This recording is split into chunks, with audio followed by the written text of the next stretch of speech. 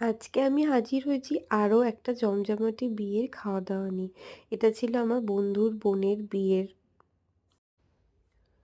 তো ১ম এই চলে গেছিলাম স্ট্যাটাস কাউন্টারে, যেখানে ছিল চিকেন পকোড়া, ছিল রেশমি কাবাব, হরিয়ালি কাবাব, ফিশ বল, পনির পকোড়া। মেন কোর্সে ছিল চিকেন স্যাটে। তারপরে চলে আসলো গরম গরম রুমালি রুটি আর চিলি পনির।